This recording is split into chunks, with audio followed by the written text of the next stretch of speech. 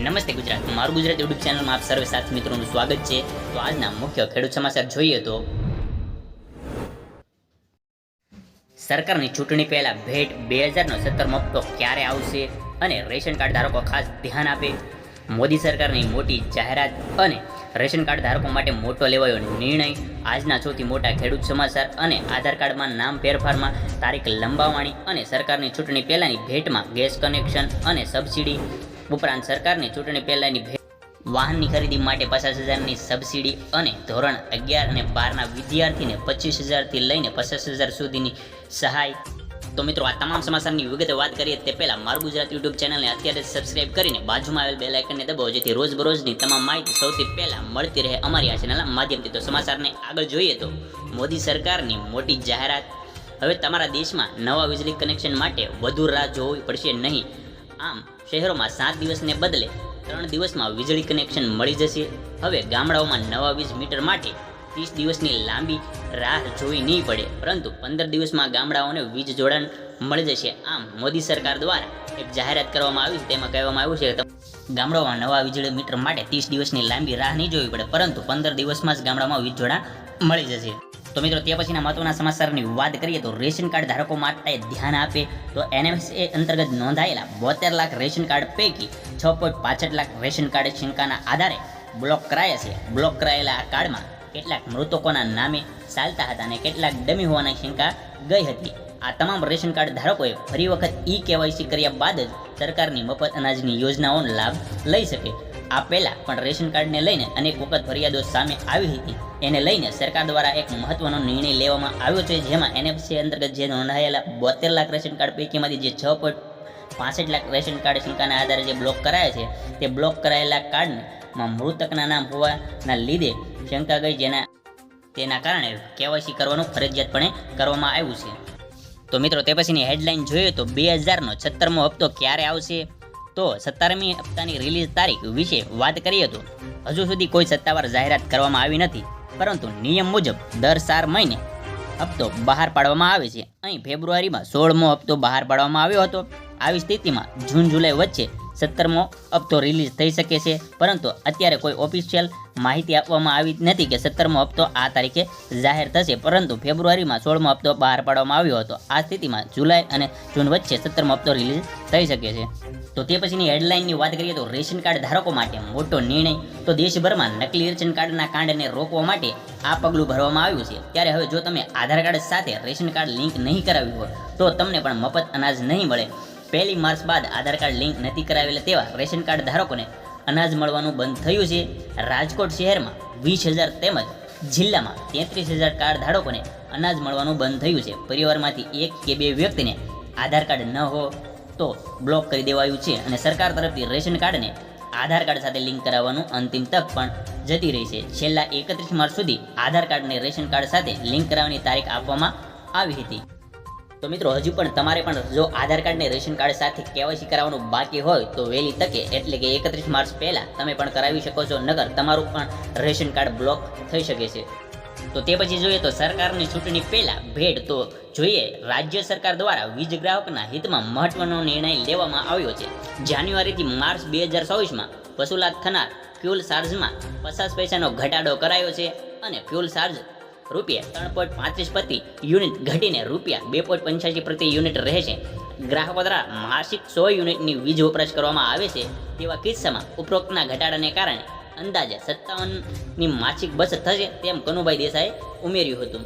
તો સરકારની બીજી ભેટની વાત કરીએ તો લોકસભાની ચૂંટણી પહેલા કેન્દ્ર સરકારે લોકોને રાહત આપતા પેટ્રોલ ડીઝલની કિંમતમાં ₹2નો ઘટાડો કર્યો છે, અને પેટ્રોલ 94 આજુબાજુ જ્યારે ડીઝલના 90 રૂપિયા આજુબાજુ છે।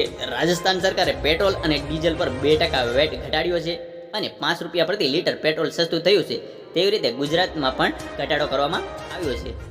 અને આ સાથે સરકાર દ્વારા લોકસભાની ચૂંટણી પહેલા વાહન વ્યવહાર મંત્રી હર્ષ સંઘવીએ ગુજરાતને નવી ભેટમાં આપી છે, અને આ ભેટ મુજબ નવી 301 ST બસો ગિફ્ટ આપી છે। સરકારની ચોથી ભેટ જોઈએ તો 2 વ્હીલર અને 3 વ્હીલર માટે ચૂંટણી પહેલા સરકારની મોટી ભેટ આવી છે। અહીં વ્હીકલ ખરીદવા પર અપાશે 50,000 રૂપિયાની સબસિડી, અને એપ્રિલ 2024થી જુલાઈ 2024 સુધી ચાલનારી આ યોજના પર ₹500 કરોડનો ખર્ચ કરવામાં આવશે, અને યોજના હેઠળ 2 વ્હીલર દીઠ 10,000 રૂપિયાની સહાય આપવામાં આવશે. નાના 3 વ્હીલર અને ઈ રિક્ષા અને ઈ કાર્ટની ખરીદી માટે રૂપિયા 25,000 સુધીની સહાય આપવામાં આવશે અને 3 વ્હીલર ખરીદવા પર 50,000 રૂપિયાની નાણાકીય સહાય આપવામાં આવશે. આમ 2 વ્હીલર અને 3 વ્હીલર ખરીદવા પર 50,000 સુધીની સહાય જાહેર કરવામાં આવી છે. આ સાથે જોઈએ તો ગેસમાં ભેટ અને કેન્દ્રીય કેબિનેટે 2024 અને 25 માટે પીએમ ઉજ્જવલા યોજનાના ગ્રાહકોને 300 રૂપિયાની સબસિડી ચાલુ રાખવા વિનંતી અને મંજૂરી આપી છે. હવે પીએમ ઉજ્જવલા યોજના હેઠળ 31 માર્ચ 2025 સુધી સબસિડી આપવામાં આવશે. કેન્દ્ર સરકારના આ નિર્ણયથી 10 કરોડ પરિવારોને ફાયદો થશે. નોંધનીય છે કે પીએમ ઉજ્જવલા યોજના હેઠળ 300 રૂપિયાની સબસિડી આપવાની છેલ્લી તારીખ 31 માર્ચ 2024 હતી, જેને એક વર્ષ માટે વધારીને 31 માર્ચ 2025 કરવામાં આવી છે. ચૂંટણીને લઈને ફરી કેન્દ્રીય કેબિનેટ બેઠકમાં જાહેરાત કરવામાં આવી છે કે આ યોજના છે હજી એક વર્ષ લાંબા ગાળા સુધી ચાલુ રહેશે અને સબસિડી પણ મળશે. અને આ સાથે ચૂંટણી પહેલા મોદી સરકારે ઘરેલું ગેસ સિલિન્ડરની કિંમતમાં પણ 100 રૂપિયાનો ચોખ્ખો ઘટાડો કર્યો છે. પહેલા 1100 રૂપિયા ભાવ હતો, ત્યારે પછી 200નો ઘટાડો કર્યો હતો અને હવે ફરી 100 રૂપિયાનો ઘટાડો કર્યો છે. હાલમાં ગુજરાતમાં 820 આજુબાજુ ઘરેલું ગેસ સિલિન્ડર મળી રહેશે, જ્યારે ઉજ્જવલા યોજનાના ગ્રાહકોને 300 રૂપિયાની સબસિડી મળતી રહેશે, આમ જાહેરાત કરવામાં આવી છે. આ સાથે જોઈએ તો સરનામું, નામ, સ્પેલિંગ એ આધાર અપડેટની મર્યાદામાં વધારાની જાહેરાત કરી છે અને આધાર કાર્ડ ધારકો 14 જૂન 2024 સુધી મફત ફેરફાર કરી શકે છે. આ સેવાઓ માય આધાર પોર્ટલ પર ઉપલબ્ધ હશે. જો તેઓ તેમના આધાર કાર્ડમાં કોઈ ફેરફાર કરવા માંગતા હોય તો તમામ લોકો આ તકનો લાભ લેવો જોઈએ. મિત્રો, આ સાથે જોઈએ તો નમો સરસ્વતી યોજના શરૂ, ઓફિશિયલ પરિપત્ર બહાર પાડવામાં આવ્યો છે. કુલ 400 કરોડની જોગવાઈ કરવામાં આવી છે. તો મિત્રો, નમો સરસ્વતી નામની યોજના શરૂ કરવામાં આવી છે, એની ઓફિશિયલ પરિપત્ર બહાર પાડવામાં આવ્યો છે, જેમાં કુલ રૂપિયા 400 કરોડની જોગવાઈ કરવામાં આવી છે. તો જેમાં ધોરણ 11ના વિજ્ઞાન પ્રવાહમાં અભ્યાસ માટે 10,000ની સહાય આપવામાં આવશે. તો ધોરણ 11ના જે વિજ્ઞાન પ્રવાહના વિદ્યાર્થીઓ હોય તેને અભ્યાસ કરતા હોય તેને 10,000ની સહાય આપવામાં આવશે અને ધોરણ 12 વિજ્ઞાન પ્રવાહમાં અભ્યાસ માટે 15,000 સહાય આપવામાં આવશે અને ગરીબ અને મધ્યમ વર્ગના પાત્રતા ધરાવતા વિદ્યાર્થીઓને આ લાભ મળી શકે છે. મિત્રો, અને વાત કરીએ ધોરણ 9 અને 10માં વાર્ષિક રૂપિયા 10,000ની સહાય અને ધોરણ 11 ને 12ની વાર્ષિક 15,000ની સહાય. તો ધોરણ 12 સુધીનો અભ્યાસ પૂર્ણ કર્યાથી કુલ 50,000ની સહાય પ્રાપ્ત થશે વિદ્યાર્થીને અને વાર્ષિક રૂપિયા 6 લાખ કે તેથી ઓછી આવક ધરાવતા પરિવારોને દીકરીઓને પણ મળશે આ લાભ. ખાનગી અને માધ્યમિક તથા ઉચ્ચ માધ્યમિક શાળાઓમાં અભ્યાસ કરતી અંદાજે 10 લાખ વિદ્યાર્થીઓને આ લાભ મળશે. તો મિત્રો, તે પછીની હેડલાઇનની વાત કરીએ તો આજના સૌથી મોટા ખેડૂત સમાચાર. શરૂઆત અને છેલ્લા વર્ષની સાપેક્ષમાં જીરુમાં મંદીનો માહોલ છવાયો છે, ત્યારે જીરામાં બીજા કોઈ કારણો નહીં આવે તો રૂપિયા 45થી નીચે ભાવ જવાની શક્યતા નહીવત છે. તો ઊંઝામાં ઊંચો ભાવ 5700ની સપાટીએ છે અને હાલ CCI કે દેશમાં 32.81 લાખ ગાંચડી કપાસની ટેકાના ભાવે માર્ચ મહિનામાં ખરીદી કરી છે. હવે ટેકાના ભાવ કરતાં કપાસના ભાવ વધી જવાને કારણે ખરીદી બંધ કરવામાં આવી છે.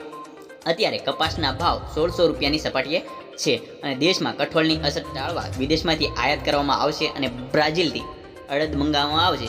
જૂન અથવા જુલાઈ મહિનામાં 2017મો હપ્તો આવવાની સંભાવના રહેલી છે.